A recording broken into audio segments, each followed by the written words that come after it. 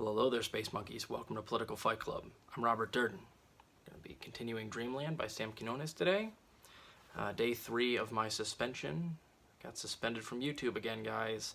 This time for a very old video where I, a doctor of chiropractic with a biomedical sciences degree, was talking about a certain drug which may not be named and reading a journal article on it, and then pontificating on how it may or may not be useful for early treatment of COVID-19. That got me banned again for just reading medical journals. Anyway, now we're going to read this book, and we're going to start with page 128, The Man and the Nayarit.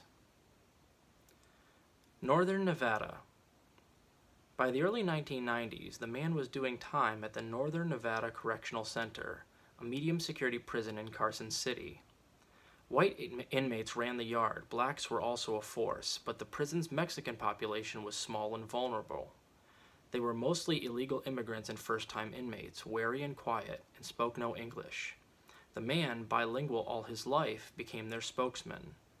Blacks and whites had their own large gardens, watered by underground pipes, where they could grow vegetables, melons, and other food. Mexicans had nothing. He lobbied for a plot where Mexicans could grow their own food. Prison officials gave them a piece of land, but it had no water. He met with the warden. "What's the point of having land with no water?" he told her. "You're mistreating my people." The warden let them extend a water pipe out to the garden. From then on, the man got a cut of whatever the Mexicans harvested from the garden. He kept on. On the 4th of July, the whites fired up large grills where they barbecued ribs and roasted corn on the cob. There was nothing for Cinco de Mayo. The man lobbied the warden, and the Mexican inmates soon had the kitchen for half a day on May 5th, and the gym afterwards for a party. They invited the guards and their wives, and the inmates taught the wives to dance La Cabradita, with banda music blasting from the boomboxes they set up. The man gave a speech, thanking the warden for acknowledging the Mexican inmates and their holiday. He organized soccer games with teams from the outside. He played on the inmates' baseball team. The prison was made of barracks, and he had a corner in one where he lived and a table on which he played dominoes and cards. There he began to hang out with a guy from the small Pacific Coast state of Nayarit in Mexico, who was doing time for transporting cocaine. Turned out, the Nayarit had come to the United States illegally at 18 to work Derrico, the right way. An uncle had taken him in and his brothers to Yakima to pick apples for the first time. He then made his way down to the San Fernando Valley, which had the largest community of people from his town in the United States. One of them, a cousin, was by then selling heroin from an apartment in Panorama City, a district of LA in the San Fernando Valley. From the cousin, the Nayarit learned the trade on the street. Then he fell in with some guy sending cocaine to Nevada and was arrested and went to prison. In prison, the Nayarit had no money. The man cooked and shared his food with him. The Nayarit, meanwhile, told him an intriguing tale. He was, he said, from a town called Jalisco, near the Nayarit capital city of Tepic. In the mountains above Jalisco, he said, opium poppies grew abundantly. Cora Indians sold the flower's goo to people in his town. Cooking the opium goo into black tar heroin was the folk craft that a few families in this town had mastered. They supplied relatives in the San Fernando Valley. Since he'd been locked up, the Nayarit said, his cousins had expanded to Honolulu, Phoenix, and Portland too.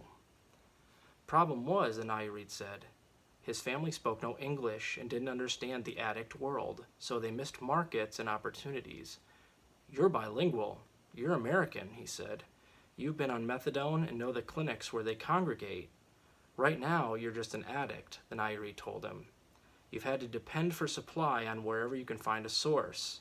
I can supply all the dope you need. We could get rich, and you wouldn't believe. You, me, my family, my brothers, Reno, Denver, Salt Lake, and Hawaii. These are big markets." He had a broad vision of what this could mean for this town, the man told me years later. I grasped it, took a hold of it, and took off with it. I give him credit for having the vision and seeing that I could help out, that I could do a lot for them. I knew about the addict in the United States. With what I knew here, we could combine and scratch each other's backs. We were just talking about the Western states then. And not even all the Western states. for he would not go to Texas or Arizona. The man had spent years in California prisons, where Latino inmates had long feuded with those from Texas and Arizona. He considered those states backwaters of ignorance, and though heroin was big there, he never considered them as potential markets. He paroled to Reno in 1993. A few months later, the Nayarit appeared at his door. He had been deported, but had returned. He walked in bursting with ideas. Back home, he saw his cousin and others who they said had a system. It was 1993, and pagers were the rage. The Nayarit described his cousin's system. It worked like this. Addicts called a number. The operator would then page a runner with a code for where to deliver the addict his dope. His cousin hired Jalisco kids to come up and run the dope around to the junkies. Most of these drivers were relatives from poor families that farmed sugarcane, work that was hot, hard, and led nowhere. Hundreds of these young kids back home, poor, whose fathers owned a few acres and never got ahead, burned to move beyond sugar and up the social ladder. They'll work hard for a salary and they won't cheat you, the Nayarit said. They're happy for the work. Over a lifetime of heroin use, the man had never heard of anyone working drugs for a salary, but he saw the ingenuity in the system. Up to that point, heroin had always been sold by dealers from some apartment or house. Eventually, the cops would raid the house, so dealers were constantly moving and having to let their customers know their new addresses. But with pagers, dealers could operate from cars, the Nayarit told him. Buyers didn't have to expose themselves by going to an address or a Skid Row to buy their heroin. They need only keep a telephone number handy, and the heroin could be brought to them. With consistent supply from Nayarit, the system offered addicts reliability, convenience, and safety. In Reno, not long after that, the new partners started their first heroin store. They worked out the kinks, selling mostly to veteran dope fiends. It didn't earn much, about $1,000 a day, but soon more guys from the village were clamoring for work. Some started their own crews, saturating the market. To make money selling heroin by the tenth of a gram, you needed volume. The only way to do that was to expand to other markets. With their Reno store still operating with kids from Jalisco, the Nayarit and the man moved on to Salt Lake City, found a motel, and discovered that Salt Lake City had a load of dope fiends. Still, it was a clean town. The man had to hand it to the Mormons. They did run a clean town. Plus, Salt Lake had a lot of Mexicans, so they could blend in. Soon, they were selling out. The man sent for more dope from Reno. The Nayarit called down to Jalisco, and 2 kids arrived in Salt Lake ready to work. They set up a cell that he claims continues to this day, run by the Nayarit's brother-in-law. From Salt Lake City, with 2 tienditas in place, they took a vacation. They flew to Mexico with $30,000 and, with his partner as a guide, the man arrived for the first time in the town of Jalisco in the small state of Nayarit. All right, next episode we'll cover Swing with Oxycontin. That's page 132. Hope you're enjoying the book, guys. I know I am. Talk to you later.